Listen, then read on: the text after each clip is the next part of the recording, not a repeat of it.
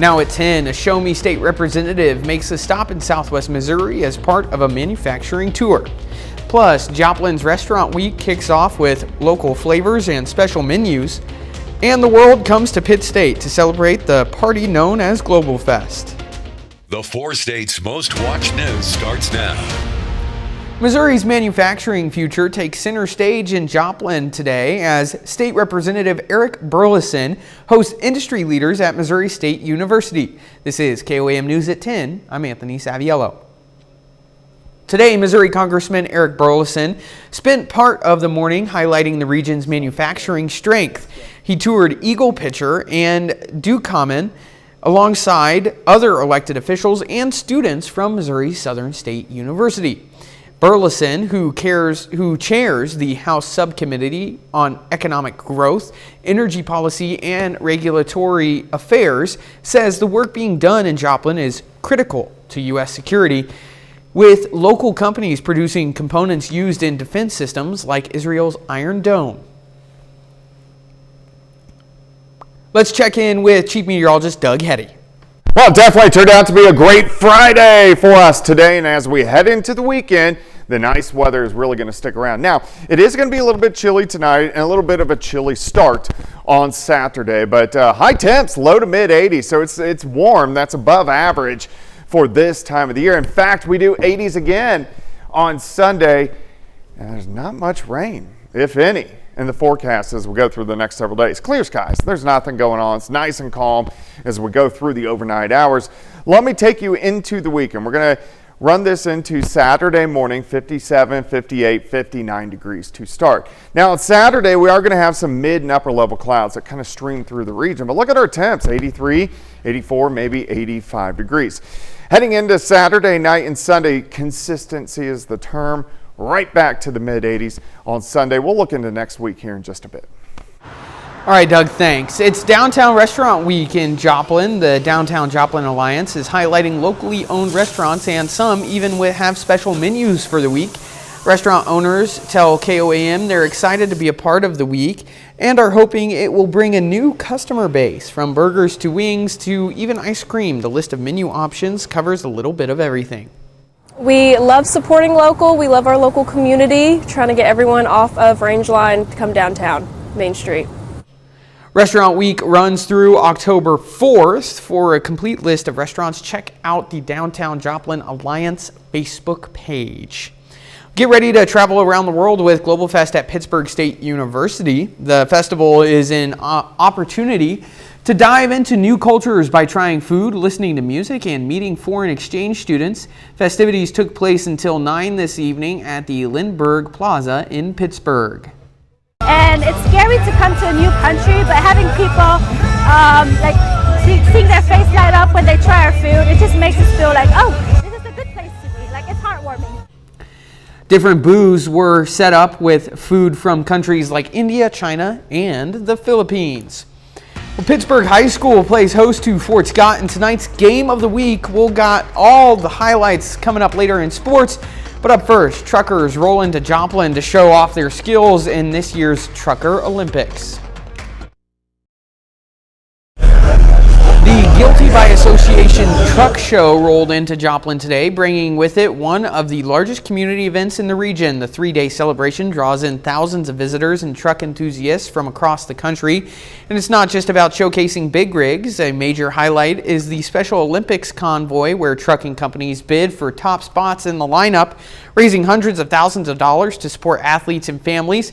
From kids' tractor pulls and big rig burnouts to food vendors, there's something for everyone to enjoy. One of the neat things about the Guilty by Association Truck Show is there's something for everybody.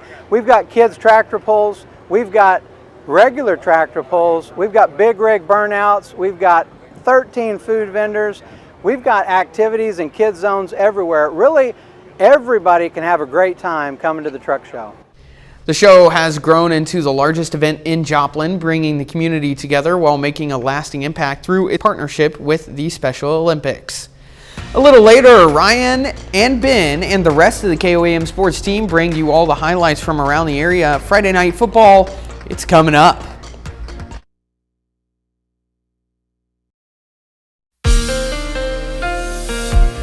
Well, it definitely turned out to be a fantastic Friday for us today. Really no complaints across the region, quite a bit of sunshine. And that's what we're going to see as we go through the weekend. Yeah, we're going to be dealing with some afternoon clouds across the region, but overall looks pretty good. Clear skies for us right now. That's what we are going to see as we go through the night. Let me walk you through your weekend. All right, temperatures, they're going to back down 57, 58 degrees, kind of a chilly start on Saturday. As we go through the day, we are going to get some of these mid and upper level clouds kind of streaming through the region. And we're going to be pushing 80 by the time we get into the middle of the day. And then I think for the afternoon, 84-ish across the region. So it's going to be warm. Average high is about 77, 78. So that's a good chunk above where we should be for this time of the year. Let me take you into Sunday morning. Now we're at 57, 58. So another cool, brisk start. Then quick warm up. The reason we warm up so much, we don't have much humidity, which is good, but that dry atmosphere allows those temperatures to shoot up into the mid 80s. Heading into Sunday night, pretty calm as well.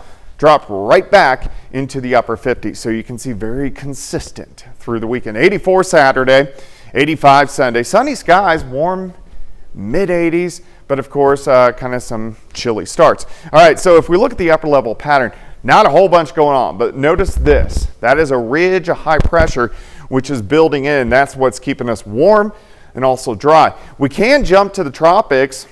We got a couple systems out there. Look at this. Very atypical to see two so close trying to tango with each other. This one gets up into the Carolinas, parts of Georgia as we get into early next week. So we're going to be watching that as well. Back here at home, not too much going on. Look at this ridge, high pressure right across the Central Plains.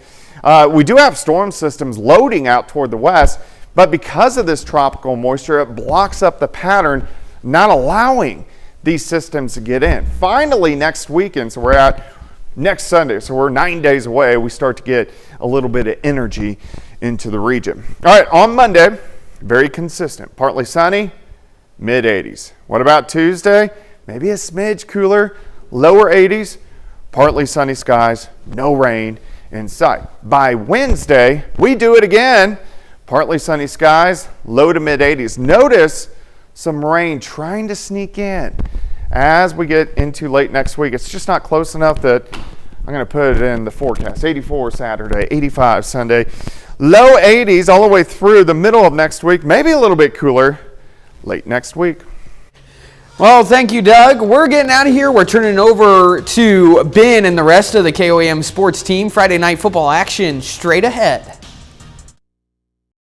You're watching 4 State Friday Night, proudly sponsored by Sticklin & Sticklin Law Firm, GN Bank, Crockett, and Neosho County Community College. From the KOAM studio, I'm Sports Director Ryan Blank. The early season jitters are now out of the way. We're now in the thick of the regular season, folks, and whether it's week 5 for our Missouri and Oklahoma teams or week 4 for our Kansas squads, it's time to get serious about getting ready for that playoff football. But let's open our show with the KOAM game of the week. Pittsburgh playing in their home opener against Fort Scott in a rivalry renewed. Purple Dragons looking to snap a 2-game skid. Tigers eyeing a second straight win. First quarter, Tigers forced to punt. Snap goes over the head of Caleb Hall and through the end zone for a safety. Pitt leads it 2-0. On the ensuing Dragons drive, second and long, Jamarcus Davis looking downfield. He finds Malachi Meadows, who makes the leaping grab over the defender for the big gain. And that would help set up a goal-to-go situation with Pitt giving it to Malcolm Riley, who punches it in from 3 yards out. Dragons lead 9-0. But here comes Fort Scott. Caden Cannon showing off his cannon of an arm with a deep ball. Dexter Williams skies over the defender for the touchdown grab. Tigers only trail 9-7. Pitt looking to respond. Davis has an open man over the middle, but Cannon makes the play on defense, and he intercepts the pass. Tigers back in Dragons territory. Looking for the lead. Cannon looking for another deep shot, but it's Meadows picking off Cannon, the senior. Getting it done on both sides of the ball, but late in the half, Fort Scott on the move. Cannon with the handoff to Paxton Allen, who finds a hole up the middle, weaves past the defender, and finds Pater to give the Tigers a 15-9 lead at half. But the Purple Dragons mount a comeback to take down the Tigers, 22-15. It's a battle of 2-1 teams as the Girard Trojans host the Raiders of Frontenac. Picking this one up midway through the second quarter. After a defensive battle in that first quarter, we're going to have third down. Ben Cullen looking for Trent Ogbenin. More great defense, though pass just out of reach. Frontenac's next possession now in midfield. Brogan Smith, he'll drop back, faking the handoff, airing it out. He'll find Jacob Murphy down the middle for the easy pitch and catch. Touchdown Raiders. Murphy showing off the dancing skills a little bit too with the Heisman pose, but that would cost the Raiders 15 yards. 7-zip Raiders. Gerard now on offense in Raider territory. Cullen looking for Corbin Bowen, but there's that Raider D again. Caden Mirando stepping in front of that pass, taking it back to the 39-yard line. Frontenac back on offense now. Kane Geldy with the handoff. Gets a nice gain there down to the Trojan 11. 3 plays later, Brogan Smith decides to call his own number, punching himself through the defense. Touchdown Raiders.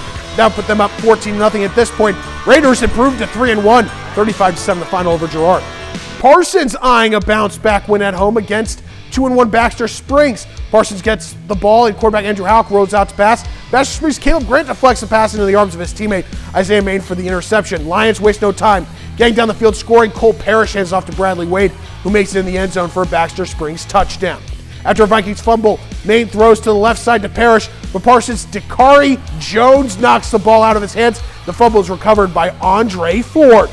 On the next play for the Vikings, Chandler Henson takes a handoff, breaks 3 tackles, getting into the secondary, dodges one last defender, and he takes it for the house call for the Vikings score.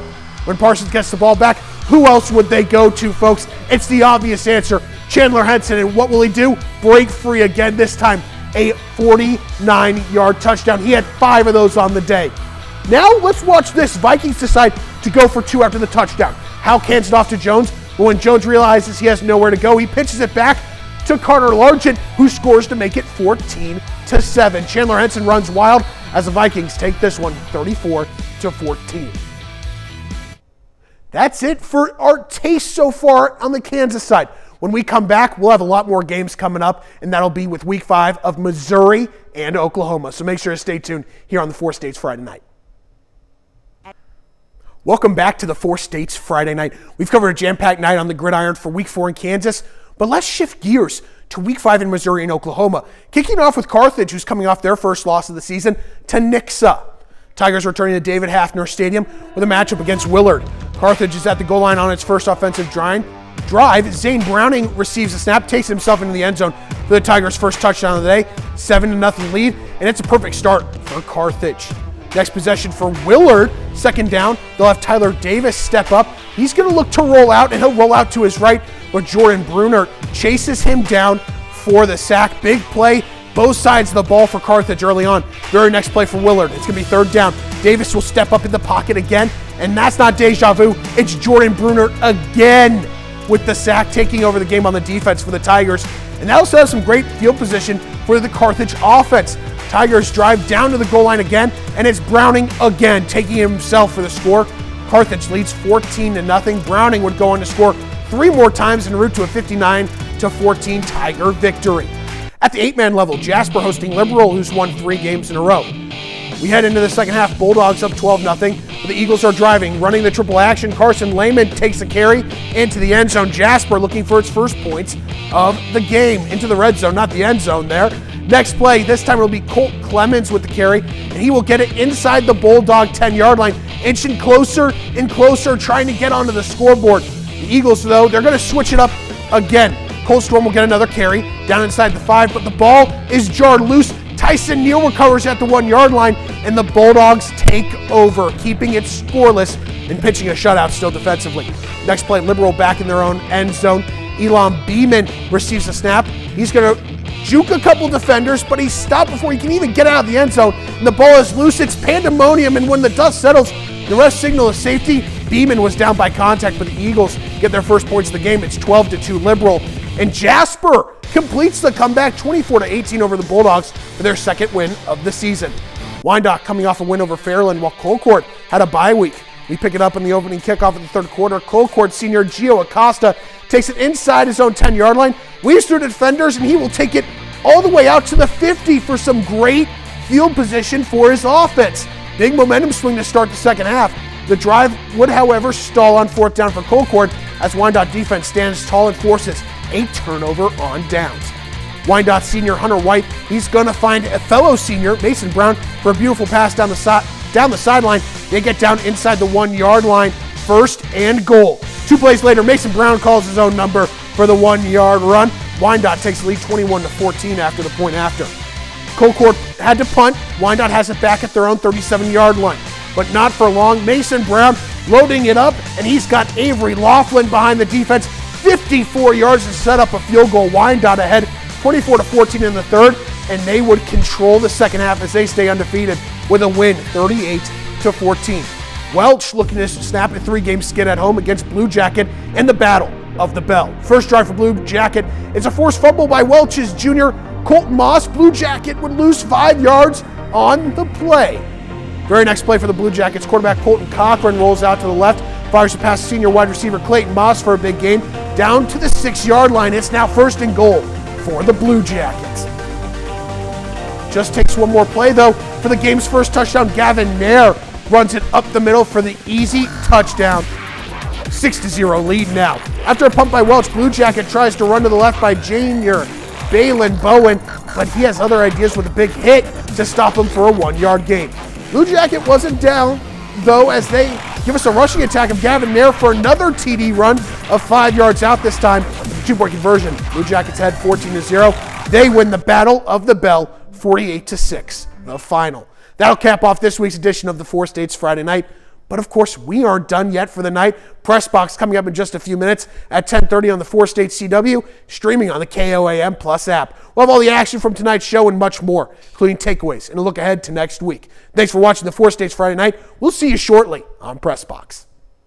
How much time we got?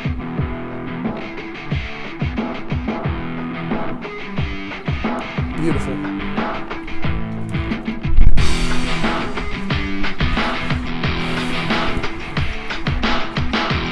Anything from KY3?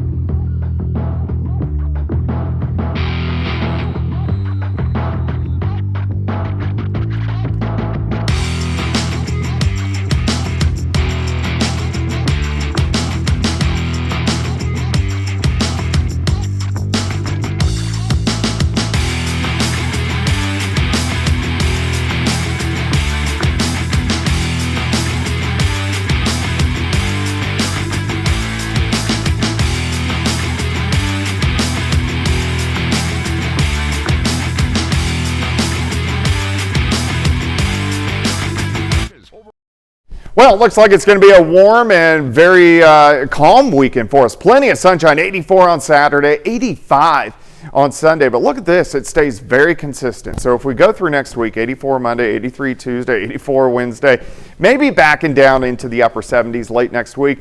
And that is right where we should be for this time of the year. Thanks, Doug. Well, young residents from the Kansas Renewal Institute in Fort Scott were able to get an introduction to the world of truck driving. KOAM's Kenny Foreman has more. Faculty from Fort Scott Community College's Commercial Driver's License Training Program visited the Kansas Renewal Institute today to speak and show off trucks to several of its youth groups. Life is so busy, and I think it's important that we take time for the small stuff. And these children are the future of our society, and I think it's important to show them options for careers and teach them things that will help them in life be better people. KRI Activities Director Abby Steps regularly works to set up meaningful activities, such as today's for the kids, to help them broaden their horizons. Throughout all of their experiences that we help them find and go through, it's just essential that we make sure that we're exposing them to things that will help them in the future. KRI's main mission is to make sure its residents can live successful lives at home upon discharge. Steps is thankful for the role that FSCC continues to play in regards to that mission. It's just really special because Fort Scott Community College has their doors open for anyone.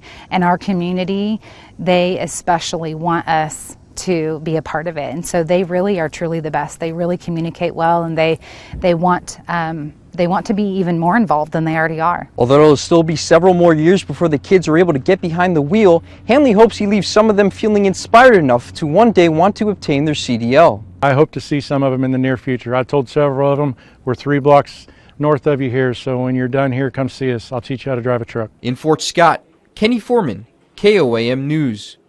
The Fort Scott CDL training program currently lasts 6 weeks and prepares students to get their CDL through classroom and hands-on instruction.